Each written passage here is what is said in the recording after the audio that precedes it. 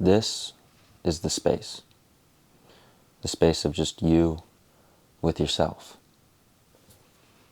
It's a very powerful space. It can also be very peaceful. It can be very empowering, but it's up to you.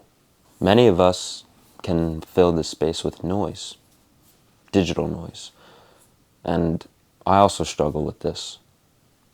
But I know that this is very dangerous because it blocks out the power of what this space can actually do for us if we use it intentionally.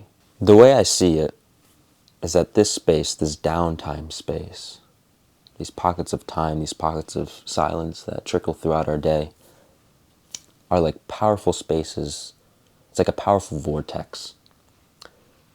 And we can make imprints on it that shape our life because we start to control where we give our energy to.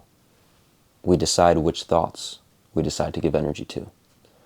It's kind of like Duncan Trussell. He's a comedian, an artist. He mentions this idea where people attack the dust on the screen of the theater, the movie of our lives.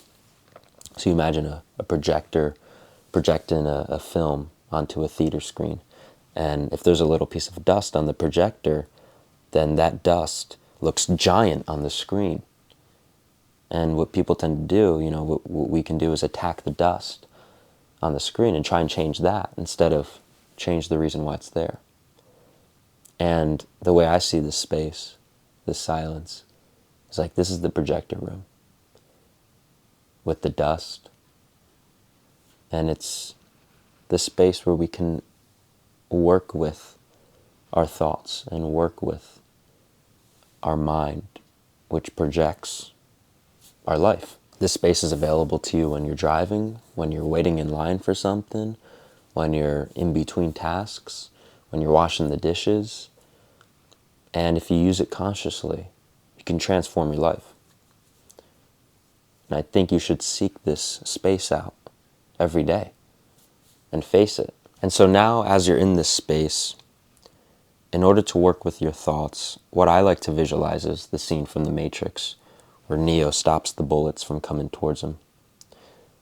You have to observe the thoughts as they come towards you and not identify with them, not identify with all of them.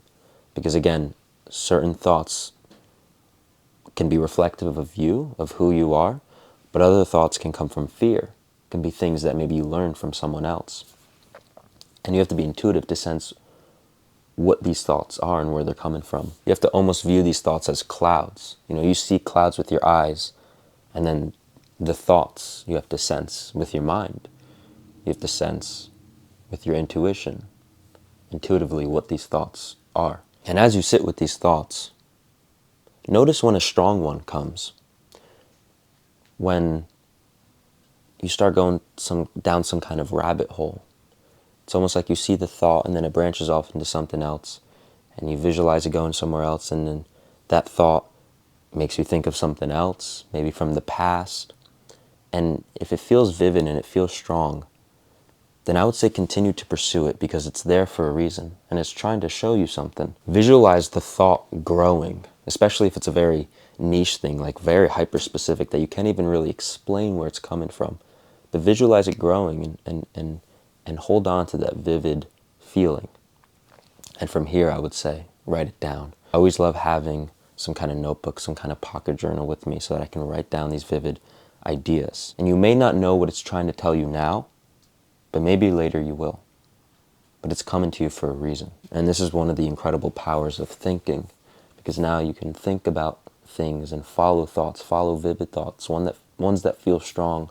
You ponder your own life, you ponder ideas, you let out your inner philosopher, and you have fun with it. You have fun with the ideas. And again, the scary ones, the ones that feel stressful, become more under your control the less frequent that you run away from them.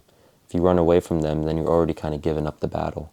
But if you come into this space and you make it your territory and you confront it, then you learn to work with the thoughts and you build a relationship, or rather you rebuild your relationship. Another way that I like to use these spaces of silence, this downtime, is to visualize.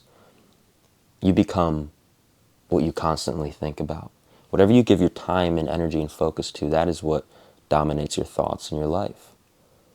And the more that I tend to visualize and think about something, the more that I feel physical impulse to embody that in my own life.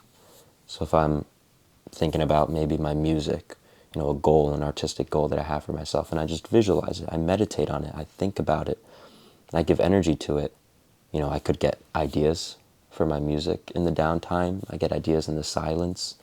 I visualize it, and it starts to, take hold in my mind, and that affects me in the rest of the times throughout the day, and when I work, and the ideas that I get throughout the day. And I think that it's part of that powerful, it's part of your power to imprint things onto the rest of your life in this space. Again, it's like an imprint. It's almost like a waterfall coming down, and you put your hand in the waterfall, and then the water sprays off. It's like you're making that imprint. You're using a power to visualize in this matrix of thoughts. And I would say just start by spending 15 minutes a day in this space, just here. Sitting with the silence, sitting in this space. And as you do that, come to really know and build a relationship, rebuild your relationship with this space, with the activity of thinking, with just being here, with yourself, with your thoughts.